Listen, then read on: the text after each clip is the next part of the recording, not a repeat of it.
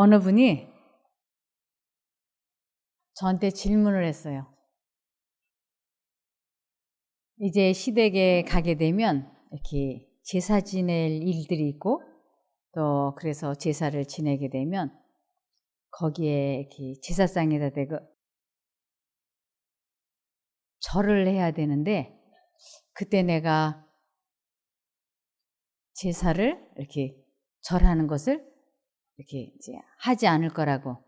그런데 자기 아이들이 이제 초등학교 전후에 아이들에게 이 제사상에다가 왜 절을 하지 말아야 되는지, 무엇 때문에 그렇게 해야 되는지를 설명을 잘 못하겠다고 저한테 물어보더라고요.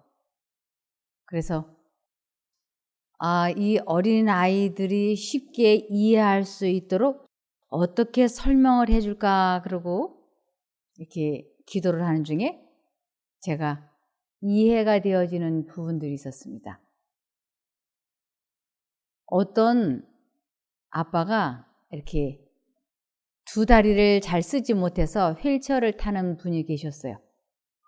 그래서 이렇게 휠체어를 타고 이렇게 돌아다니는데 어느 날 아이가 학교에 갔다 돌아와서 4학년쯤 되는 여자인데 학교에 갔다 와서 자기가 무슨 물건을 갖고 싶다고 이렇게 소원을 이야기하는 거예요. 근데 이 아빠는 자기가 경제적인 그 활동을 하지 못하기 때문에 그 아이의 그 소원을 들어줄 수 없었습니다. 그래서 아빠가 마음이 이렇게 좀 착잡하고 아파서 침울해져서 아이에게 얘야, 내가 아빠를 바꾸면 좋겠다. 아주 돈이 많고 너에게 무엇이든지 다 사줄 수 있는 능력이 있는 아빠가 새로 생겼으면 좋겠다. 나는 너에게 아무것도 못 해주니까 마음이 괴롭다. 그랬어요. 이 말을 이 아이가 이렇게 듣고 있더니 막 우는 거예요. 그러면서 아빠, 나는 이 세상에 아무것도 안 줘도 괜찮아. 나는 아빠가 나의 아빠로 영원히 있어주기만을 원해요. 아빠 다시는 나에게 돈 많은 아빠하고 바꾸라는 말 안 하면 좋겠어요. 내 마음이 너무 아파요. 하고 이 아이가 막 울면서 나는 아빠가 내 앞에 영원히 살아있는 것만으로 기쁘고 감사하다고 이 아이가 말을 했어요. 제가 그 글을 읽는데 그때 참 이 어린아이가 정말로 아빠를 사랑하는구나 이런 생각이 들었어요. 왜 이 아이가 자기 아빠는 이 세상에서 한 사람이라고 생각하냐면 자기를 낳아준 사람은 이 아빠 한 사람밖에 없기 때문에 그래서 길거리에 수많은 사람들이 지나다니는 여자를 보고 자기를 낳지 않은 사람들이 자기에게 아무리 잘해준다 하더라도 엄마나 아빠라고 부르지 않지요. 가난하고 때로는 병이 들고 때로는 누워만 있는 부모라 할지라도 아이들이 그 엄마 아빠만을 자기 부모로 인정을 하고 부르는 것은 이유가 한 가지예요. 나를 낳아줬기 때문에. 아무나 내 부모가 될 수 없는 것은 바로 나를 그들이 낳지 않았기 때문에. 그래서 우리가 하나님만 섬겨야 되는 이유도 한 가지 이유라고 할 수 있습니다. 그분이 나를 창조하시고 나를 만드시고 나를 세상에 존재하게 하신 분이 아버지 하나님이시기 때문에 그분에게만 영광을 돌리고 그분만 경배해야 되기 때문에 그래서 다른 신에게는 절을 하지 않는 것이라고 하나님께서 말씀을 하셨기 때문에 그래서 다른 어떤 신에게도 절, 경배를 하면 안 된다고 하는 생각이 들었습니다. 그래서 하나님께서는 이 어린 아이들에게 또한 우리들에게 전도서 12장 1절을 보시면 너는 청년의 때 곧 공고한 날이 이르기 전 나는 아무 낚시 없다고 할 해가 가깝기 전에 너의 창조자를 기억하라. 네. 창조자를 기억하라. 그러면서 오로지 창조주에게만 경배드리라고. 그 위에 다른 어떠한 것에도 경배드리지 말라고 말씀을 하시는 것이에요. 이거는 또 다르게 10계명 중에서 제일 중요한 제1계명이 너는 나 외에 다른 신들을 내게 있게 말라. 그렇게 말씀을 하시면서 사람은 오로지 하나님께만 무릎을 꿇고 절하게 돼 있어요. 그 이유는 그분이 우리의 창조주이시기 때문에, 그분이 우리의 아버지 하나님이시기 때문에. 시편 95편 6절. 오라 우리가 굽혀 경배하며 우리를 지으신 여호와 앞에 무릎을 꿇자. 네. 이 무릎을 꿇고 절한다고 하는 것은 완전한 복종을 의미하고 완전한 경배의식을 상징합니다. 그런데 사단은 일찍이 죽은 자가 된 거예요. 사단은 일찍이 죽은 자. 이 죽은 자라고 하는 것은 하나님과 관계가 분리되어 있는, 이미 사형이 선고되어 있는 사단인 거예요. 그래서 사단은 이 세상 신, 이 세상 임금이기 때문에 이 세상 사람들이 자기에게 경배를 하기를 원하는 것이에요. 하나님께 경배드리는 것을 원하지 않는 것이에요. 그래서 자기에게 경배하게 하기 위하여 사람들에게 죽은 자에게 혼이 있으니까, 죽은 자의 혼은 죽지 않고 떠돌아다니니까 그 죽은 자에게 제사를 지내고 그 죽은 자를 경배하라고 하는데, 사실은 그것은 자기를 경배하라고 하는 것입니다. 그래서 하나님께서는 절대로 죽은 자에게 돌아가지 말라고, 죽은 자를 경배하지 말라고 하시는 것이 하나님이냐 사단이냐 하는 아주 중대한 것이기 때문에 그런 것입니다. 그래서 이것을 아주 어려서부터 청년이 때에 나의 창조주가 누군가를 분명하고 확실하게 깨달아서 언제나 마음속에 두 신의 음성이 들려올 때, 하나님의 생각과 사단의 생각이 마음속에 들어올 때 이유를 불문하고 머뭇머뭇하지 말고 즉시 하나님을 선택하는, 하나님을 경배하는 생애를 살으라고 하나님께서는 말씀하고 계시는 것입니다. 그래서 이 세상 모든 사람들이 다 어떤 마음으로 살다가 누구에게로 돌아가느냐 하면 전도서 9장 3절을 보시면 모든 사람의 결국이 일반인 그것은 해 아래서 모든 일 중에 악한 것이니 곧 인생의 마음에 악이 가득하여 평생에 미친 마음을 품다가 후에는 죽은 자에게로 돌아가는 것이라. 네. 이 세상 모든 사람들이 다 미친 마음을 품는다. 이 미친 마음은 사단의 마음인 거예요. 그 사단의 생각을 받아들이면서 살다가 결국에는 하나님에게로 돌아가는 것은 산자에게로 돌아가는 것이고, 사단에게로 돌아가는 것은 죽은 자에게로 돌아가는 것이에요. 그래서 이 세상의 사람들이 거의 극소수만 빼놓고는 다 죽은 자에게로, 사단에게로 돌아가고 마는 것입니다. 그래서 여기에 평생에 미친 마음을 품다가 후에는 죽은 자에게로 돌아가는 것이라. 죽은 자, 사단인 거예요.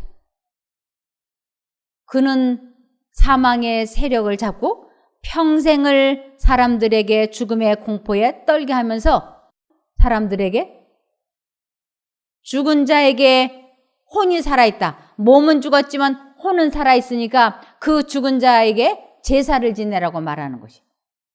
그런데 사실은 죽은 자는 아무것도 모른다고 되어 있는 것이에요. 죽은 자는. 전도서 9장 5절. 무릇 산자는 죽을 줄을 알되 죽은 자는 아무것도 모르며 다시는 상도받지 못하는 것은 그 이름이 잊어버린 바 됨이라. 네. 산자는 앞으로 내가 얼마나 살다 죽을지도 알고, 생각할 줄도 알지만 이미 생명이 멈춰버린 사람은 아무것도 모른다고요. 그래서 사람이 일단 딱 생명이 멈추었으면 더 이상 그 사람에 대해서는 관심을 마음속에서 지워야지 되는 것입니다. 왜냐하면 산 사람이 죽은 자에 대한 섭섭함, 슬픔, 죄책감, 낙담, 외로움, 쓸쓸함 이러한 것을 오래 품으면 살아있는 사람들의 건강이 급속도로 망가지기 때문에 하나님께서는 그러한 것에서 빨리 해방이 되라고 말씀을 하세요. 그래서 이 대한민국은 기독교 나라가 아니기 때문에 우리나라는 유교잖아요. 오랫동안. 그래서 어느 사상을 많이 가지고 있었느냐면 사단이 주는 사상을 많이 가지고 있었어요. 하나님께서는 사람이 죽으면 빨리 그 사람에 대해서 잊어버리라고. 왜냐하면 죽은 자에 대한 생각은 마음이 슬프고 외롭고 견디기 어려운 고통으로 살아있는 사람들의 건강이 급속도로 망가지기 때문에 하나님께서는 이전 것은 빨리 잊어버리라. 그리고 하나님과 함께 슬픔을 극복하면서 새로운 생애를 살도록 이렇게 말씀을 하고 계십니다. 근데 하나님이 아닌 죽은 자, 사단의 방식은 죽은 자를 오래 기억하도록 하는 것이에요. 그것은 또 다르게는 죽은 자 뒤에 있는 사단, 자기를 섬기라고 하는 것입니다. 그래서 나는 죽은 사람을 갖고 있는, 즉 내 부모나 내 남편이나 누군가가 죽었다고 하는 표현으로 무슨 색의 옷을 입게 했을까요? 우리나라에 상복이라고 해서 흰색 아니면 검은 옷을 입었어요. 그리고 나는 부모가 돌아가셨습니다. 나는 남편이 죽었습니다라는 표현으로 하얀 리본을 매서 머리에 이렇게 꽂게끔 했어요. 그리고 아주 오래된 양반집 일수록에 부모나 누가 돌아가시면 이 집안에 마루 한쪽 편에 광목천으로 하얗게 이렇게 보신 분들 계시는지 모르겠어요. 광목천으로 하얗게 네모 반듯하게 해놓고 거기에 이렇게 아침이면 따끈따끈한 아침밥 갖다 놓고 반찬 갖다 놓고 그거를 점심에 자기가 갖다 먹고 점심에 또 밥이 남으면 뜨거운 거 갖다 놓고 또 식으면 저녁에 이렇게 그것도 보통 몇 년? 최하 3년이에요. 그러면서 3년상을 치러야지 되고 그리고 또 묘에 가가지고 산에 가가지고 제사장을 차려놓고 거기다가 절을 하고 그리고 또 죽은 자를 위해서 아무것도 모르는 죽은 자를 위해서 제사를 지내는데 아주 유교 사상이 깊은 집안일수록에 제사를 몇 시에 드린지 아세요? 밤 12시. 그리고 이 음식을 만들 때 얼마나 정성을 들이고 맛도 보면 안 돼. 정성을 들여야 되니까. 그러면서 이 지방을 써붙이고 제사상을 격식대로 하면서 가족들이 너무 힘드는 것이. 그래서 이 제사상을 잘못 차린다든지 제사를 잘 지내지 않으면 조상들이 사람을 해코지해서 뭐 질병에 걸린다든지 어떤 사업이 망한다든지 그럴까봐 벌벌벌벌 떨면서 혹시라도 무덤을 잘못 했으면 이장을 한다든지 조상을 얼마나 섬기는지 몰라요. 그런데 입장을 바꿔놓고 우리들이 죽었는데 내가 만일 혼이 살아있다면 나에게 무덤을 잘못 써줬다고 우리가 자손들을 해코지 할까요? 안 할까요? 그런 부모 조상은 이 세상 천지에 아무도 없어요. 그죠? 그런 조상은 아무도 없는데. 그런데도 자꾸 사람들은 조상을 잘 섬겨야 된다고 하는 사상을 자꾸 주입시키는데 그것은 누구의 사상이냐? 사단의 사사니까. 죽은 자는 아무것도 몰라요.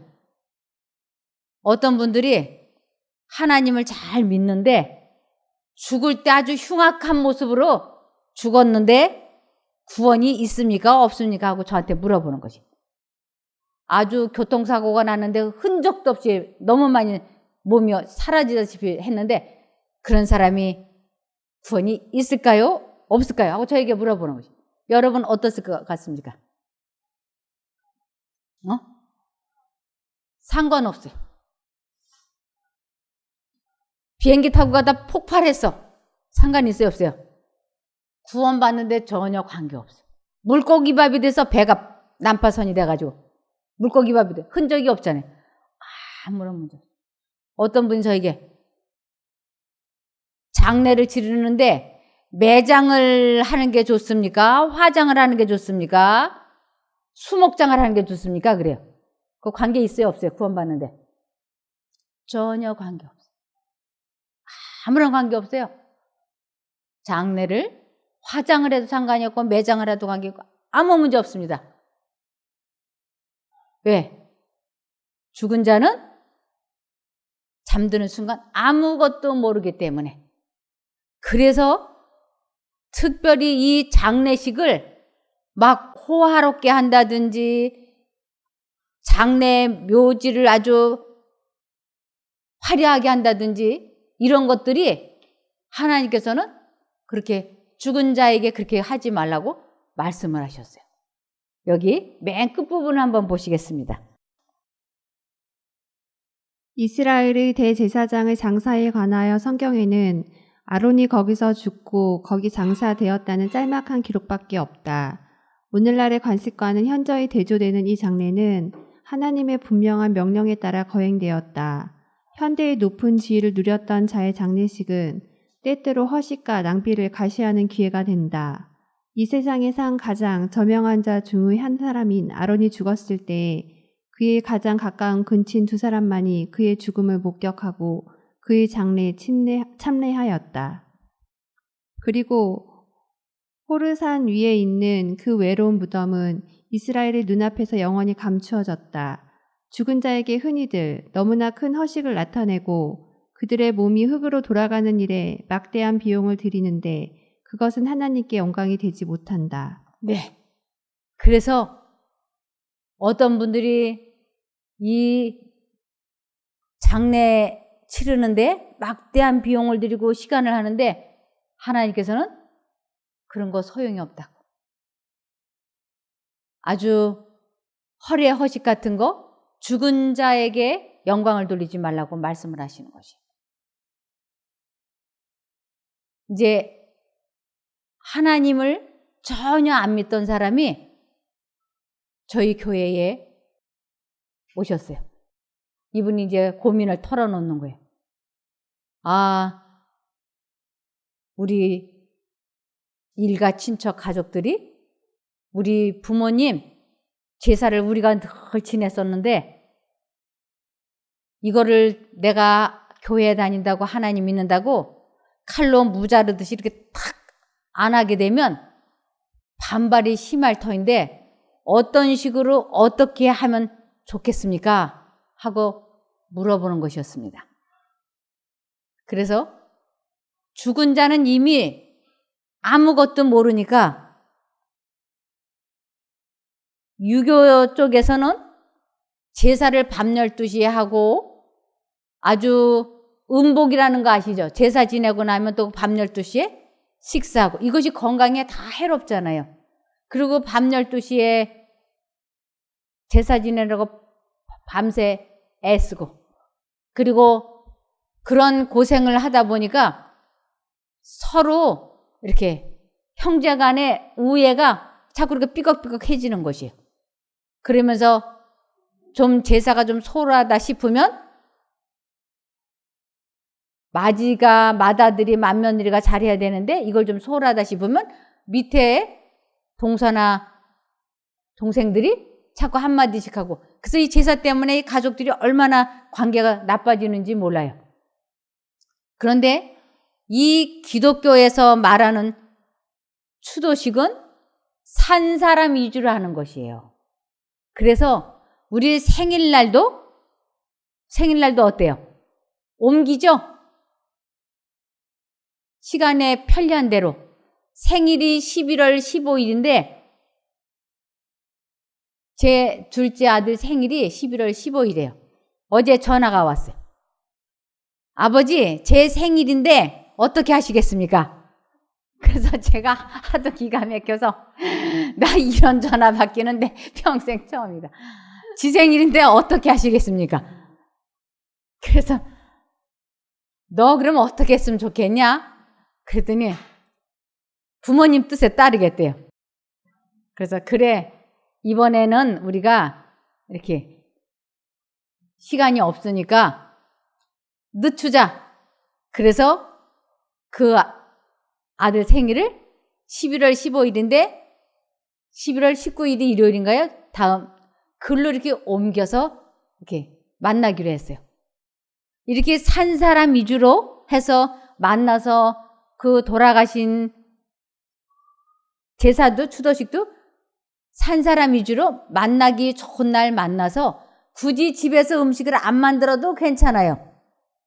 그냥 그 추도식이라고 하는 것이 돌아가신 분에게 받은 은혜와 감사를 서로 주고받으면서 가족 간의 동기 간의 친목을 도모하는 시간으로 활용을 하는 것이 추도식의 의미예요. 그래서 뭐 그날 아무 때나 날짜를 편리한 대로 해가지고 가족들이 모여서 화기애애하게 지내고 그것도 안 되면 안 지내도 괜찮아요. 왜? 죽은 자는 아무것도 모르니까. 그래서 이 기독교라고 하는 것은 산 사람 위주로 사람들을 행복하고 평안하게 해주는 그러한 종교예요. 저희 시어머니가 이것을 알지 못했을 적에는 저희 시아버님이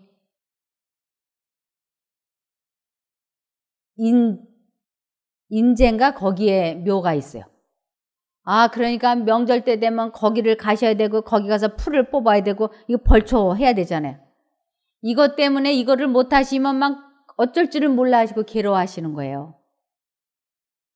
그래서 그 추석 때, 설 때 거길 가려면 차가 밀려가지고 길에서 5시간, 8시간을 길에서 기다려야지 돼요. 자동차 안에서. 이러면 처음에는 괜찮은데 시간이 지나면 가족들이 막 짜증이 나면서 불편한 관계들이 되더라고요. 그런데 하나님께서는 죽은 자는 아무것도 알지 못하기 때문에 제사를 지내도 안 지내도 관계가 없는데 만일 제사를 지내야 될 것 같으면 산 사람 위주로 감사한 것을 주고받는 그러한 것이라야지 이 제사상을 차려서 거기에다 절을 한다든지 산 사람들을 불편하게 하는 그러한 정신이 들어가서는 안 된다고 하는 것을 저희 시어머님이 배우셨어요. 이 배운다고 하는 것은 삶의 실천을 하는 데까지 이르러야지 알기만 하고 실천에 안 옮기면 소용이 없잖아요.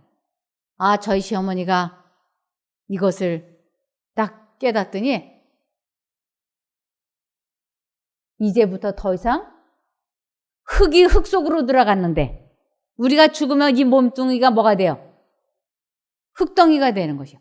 흙덩이가 흙 속으로 들어갔는데 내가 더 이상 미련을 갖지 않겠다. 내가 더 이상은 이제부터 제사 지내지 않는다. 더 이상 제삿날 이제 모이지 않는다. 산 사람 위주로 모든 일을 처리하자. 아, 이래서 저희 집에 할아버지, 할머니, 저희 시어머니가 장손의 맏며느리거든요. 그러니까 얼마나 많아요, 제사가? 그런 거 안 하겠다고 친인척들한테 다 말씀을 하셨어요. 친인척들이 발칵 뒤집어지잖아요. 아, 장손의 맏며느리가 갑자기 이제부터 모든 제사는 우리 집에서 하지 않는다. 그러면서 하고 싶은 사람은 각자 자기 집에서 하되 나는 참석을 하지 않고 우리 자식들도 참석을 시키지 않는다. 이렇게 발표를 해 주셨어요.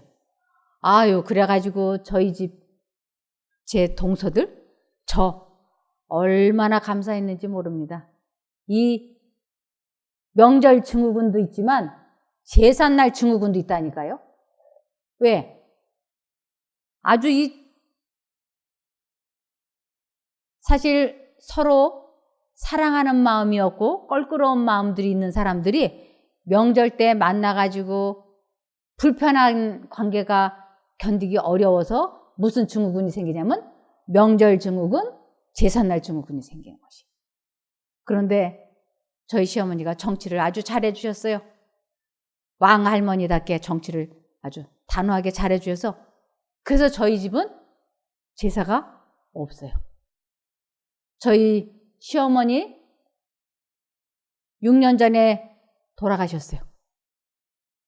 근데 이제 저희 신우가 불교예요. 근데 어떻게 할 것인가? 근데 제 남편이 돌아가신 지 1년 된 때에 신우네 가족을 불러 모았어요. 그러면서 우리는 죽은 자를 위한 제사가 아니고 산 자를 위한 추도식을 하겠다고. 그래서 음식점을 하나 이렇게 예약을 해가지고 가족들을 그 음식점에 모이게 해가지고 덕담을 주고받았어요. 아, 어머님 살아계셨을 때 무엇을 잘해주시고 어떻게 해주셨는지 그 덕담을 주고받고 그리고 아주 웃으면서 참석을 못하는 분도 마음 편안하게 참석을 못하게 하시고 그리고 그것을 마지막으로 더 이상은 저희가 추도식을 하지 않았어요. 그러고 나니까 이 가족들이 마음이 홀가분해지고 그것에 대해서 어떠한 죄책감도 갖지 않아요. 안 그러면 저도 매일 해마다 저희 시어머니 묘에 가서 잔디 풀 뽑아야 되고 명절 때마다 음식 싸들고 가서 거기 가서 절하고 그래야 되는데 그런 일을 안 하게 되니까 저도 편하고 가족들도 편하고 친인척들도 편하게. 그래서 명절 때 되면 그냥 추도 예배 같은 거 안 하고 가족들이 모여서 덕담을 나누고 화기애애하게 잘 지내고 있습니다. 그래서 빌립보서 3장 10절을 보시면 내가 원하는 것은 그리스도를 바로 알고 그분의 부활의 능력을 체험하며 그의 고난에 참여하고 그분의 죽음을 본받아 어떻게 해서든 나도 부활하는 것입니다. 내가 이 모든 것을 이미 얻었다는 것도 아니며 완전해졌다는 것도 아닙니다. 다만 그리스도 예수님이 나를 위해 마련하신 상을 받으려고 계속 달려가고 있습니다. 형제 여러분, 나는 그것을 이미 얻었다고 생각하지 않습니다. 그러나 한 가지 일만은 분명히 하고 있습니다.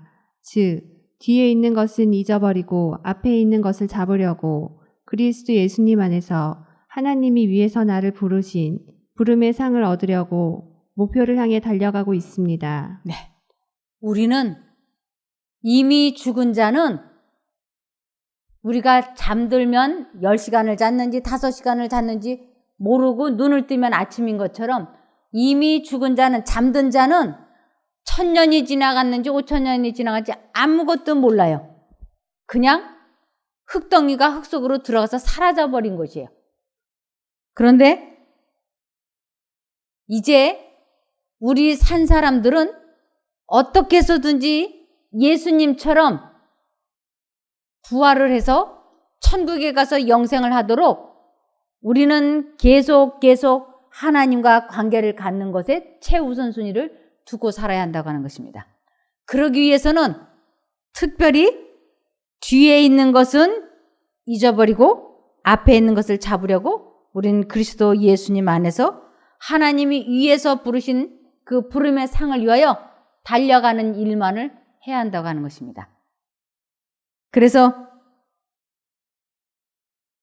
우리들 마음에 죽은 자에 대한 슬픔이나 애통함이 마음속에 떠오를 때마다 단호하게 이 생각은 하나님께서 주시는 생각이 아니다. 굳게 결심을 하시고 예수님을 불러서 더 이상 죽은 자에 대한 기억을 간직하지 말라고 하나님께서 말씀하고 계시는 것이에요. 여기 고린도전서 10장 20절을 보시면 그러나 이방인들이 제사하는 것은 귀신에게 하는 것이지 하나님에게 하는 것이 아닙니다.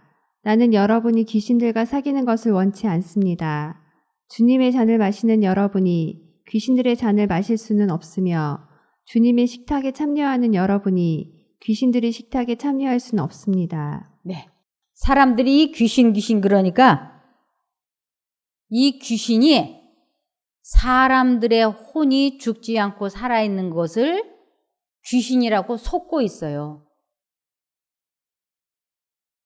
귀신은 사실은 사탄의 부하 노릇을 하고 있는 타락한 악한 천사들을 귀신이라고 합니다.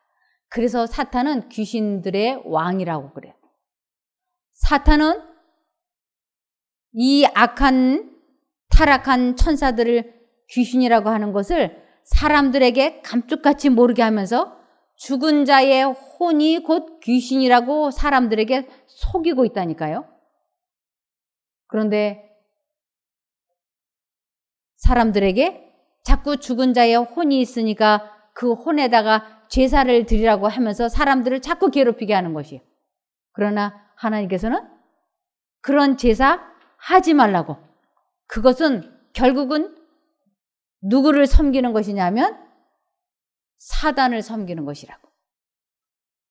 신 중에서 가장 우리들이 섬겨야 하는 신은 우리를 만드시고 창조해 주신 하나님만이 우리들의 참신인 거예요. 그래서 너는 나 외에 다른 신들을 절대 섬기지 말라고. 그런데 사단은 우리들에게 자기의 신분을 감쪽같이 숨기면서 귀신을 섬겨야 돼, 조상신을 잘 섬겨야 돼. 그렇지 않으면 조상들이 이 자손들을 해코지한다고 자꾸 속이는 것이에요. 그것은 철저한 거짓말인 거예요. 그래서 기독교가 아닌 다른 종교에서는 자꾸 죽은 자가 이렇게 조상신들이 귀신들이 산 사람들을 해코지한다고 그것을 혼을 달래기 위해서 무엇을 많이 해야 된다고 하던가요? 부닥거리. 많이 구슬하게 한다니까요. 뭐가 들었다 그래요? 삼재? 네. 뭐가 들었으니까. 조상을 달래야 돼. 그러면서 뭐 500만 원짜리 구슬하라 그러고 1000만 원짜리 구슬하라 그러고 다 그걸로 밥 벌어먹고 살게 하도록 사단이 자기들의 종노릇을 하고 있는 무당이나 여러 가지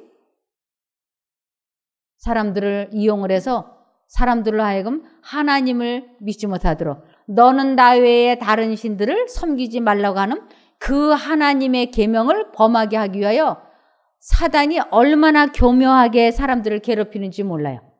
그런데 하나님께서는 죽은 자는 아무것도 모른다. 그러니 너희는 더 이상 과거의 추억에 사로잡혀서 슬퍼하지 말라고 말씀하세요. 우리나라 유교는 한 사람이 죽으면 보통 한 3년은 얼굴에 슬픈 기색을 띠고 특히 여자가 과부가 되면 그러잖아요. 미망인이라 그래가지고 남편이 죽거나 뭐 시부모가 돌아가시거나 뭐 그러면 얼굴에 슬픈 내색을 하고 하얀 상복을 입고 머리에 이렇게 핀을 띄우고 아주 이렇게 슬프고 이러잖아요. 3년 안에 시집 가면 재혼하면 어떻게 될까요? 아유, 난리 나죠. 그리고 남자도 상처하게 되면 적어도 얼마만큼은 좀 이렇게 조신하게 재혼 안 하고 있는 걸 사람들이 선호하잖아요. 근데 기독교는 그렇지 않아요. 상처를 하고 한 달 후에 결혼을 해도 괜찮아요. 까만 옷, 하얀 옷 안 입어도 괜찮아요. 왜? 죽은 자는 이미 죽은 자에게로 돌아갔기 때문에 이제는 하나님과 내가 하나가 되어서 마음이 평화롭고 행복하면 되는 거예요. 그래서 우리가 천국에 갈 때는 이 세상에 있던 모든 것은 다 누구 거냐면 사단의 것이에요. 그래서 사단에게 다 돌려주고 가는 것이에요. 다. 사단의 것은 사단에게 다 돌려주고 천국에 갈 때는 뭘 갖고 가냐면 새로운 몸과 새 마음, 예수님의 마음을 가지고 천국에 가서 영생을 하게 됐다니까요.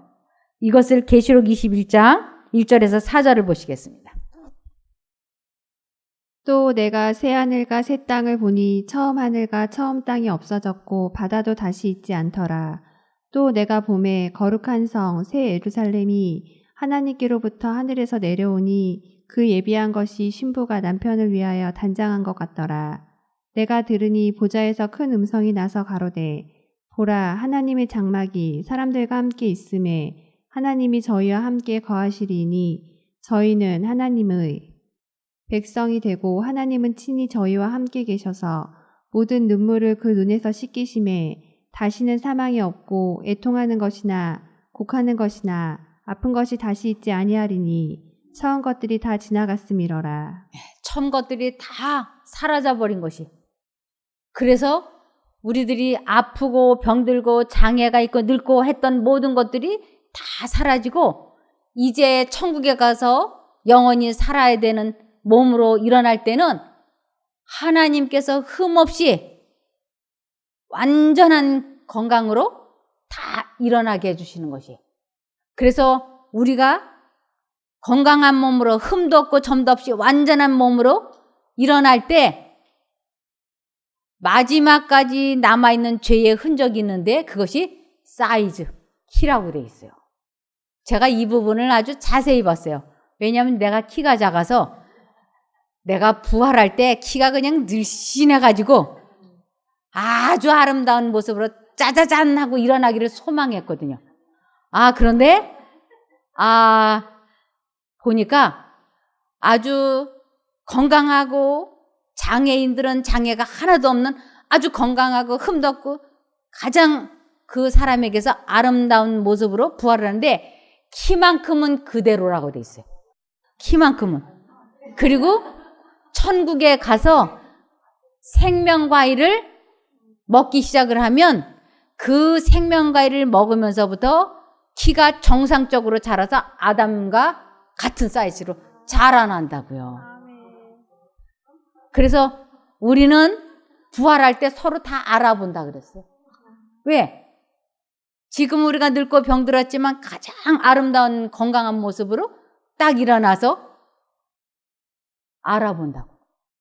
그래서 키가 다 자금자금하지만 천국에 가서 생명과일을 먹으면 키가 정상적인 키로 사이즈로 된다고 하는 것이에요. 그러니까 이 땅에 있었던 모든 것은 다 누구에게 돌려줄까요? 죽은 자에게. 그래서 천국에 가면 이 세상에서 있었던 가슴 아프고 고생했던 일들이 생각이 날까요? 안 날까요? 안 납니다. 왜냐하면 이 땅에서부터 이전 것은 잊어버리라고 하신 하나님께서 천국에 가면 이 세상에서 있었던 마음 아프고 고생했던 것들은 다 사단이 그렇게 했기 때문에 사단이 그러한 것들을 기억나게 생각나게 하지 못하도록 천국에는 사단이 존재하지 않기 때문에 천국에 가서는 그러한 기억이 영원히 나지 않는다고 여기 이사야서에 말씀하셨어요. 65장 17절. 네, 보라 내가 새 하늘과 새 땅을 창조하나니 이전 것은 기억되거나 마음에 생각나지 아니할 것이라. 누가 없으니까? 사단이 없으니까. 그래서 우리 모두 천국에서 만나서 이런 성경 공부 주고받았던 거 웃으면서 나누기 바라며 말씀을 마치겠습니다. 기도할까요? 하늘에 계신 저희들의 아버지 하나님, 저희들이 영생을 소유함으로 산자가 되기를 원합니다. 꼭 산자가 되어서 주님 오시는 그날 우리 모두 만나서 천국에서 영생을 같이 누리기를 예수님 이름으로 간구드리옵나이다. 아멘.